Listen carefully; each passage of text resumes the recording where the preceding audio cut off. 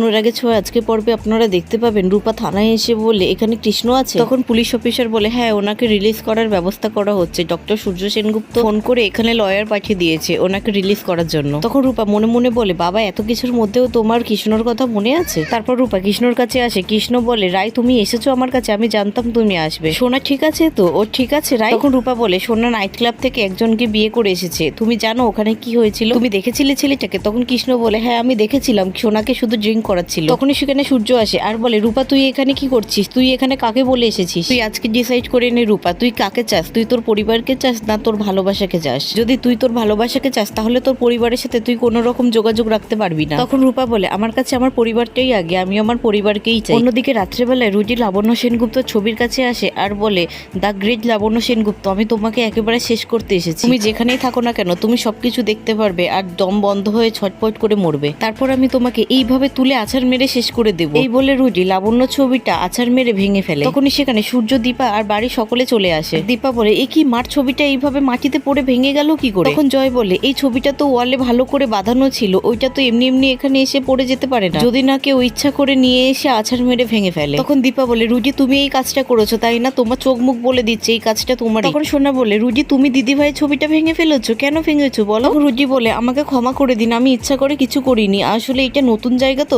আমি সিঁড়ি থেকে নামতে গিয়ে ছবিটার কাছে গিয়ে পড়লাম, তারপর ছবিটা আমার হাত লেগে এখানে উড়ে এসে পড়ে ভেঙে গেল, আমি বাঁচানোর চেষ্টা করেছিলাম বিশ্বাস করুন, কিন্তু এই ছবিটা ভেঙে গেল। আমি যখন ছবিটাকে ভেঙেছি ঠিক করার দায়িত্ব আমার। এই বলে কাঁচগুলো তুলতে থাকে রুজি, তখন ইচ্ছা করে একটি কাঁচ দিয়ে রুজি নিজের হাত কেটে ফেলে। তখন সোনা বলে এই কি রুজি তোমার হাত থেকে তো ব্লিডিং হচ্ছে, চলো চলো ড্রেসিং করাতে হবে। তখন দীপা বলে তোমার এই মন গড়া কাহিনীতে আমি ভুলবো না। তখন সোনা রেগে গিয়ে বলে মা তোমার কি একটু বুদ্ধি শুদ্ধি কিছু নেই? ওর হাত থেকে ব্লিডিং হচ্ছে আর তুমি এই কথা বলছো? তখনই সেখানে সূর্যর পিসিটা আম্মারা চলে আসে আর বলে সেনগুপ্ত পরিবারের কত কাহিনী শুনছি, আগে যখন লাবণ্য ছিল তখন এই পরিবারটা কত দেমাগ ছিল, কত অহংকার ছিল, আর এখন কি হলো সব? এই পরিবারের মেয়ের কিনা মন্দিরে গিয়ে বিয়ে হচ্ছে আর সেটা ভাইরাল হয়ে যাচ্ছে। ছি ছি, কত কাহিনী যা শুনতে হবে, আবার সেইগুলোকে ভিডিও করেও ছেড়েছো তোমরা।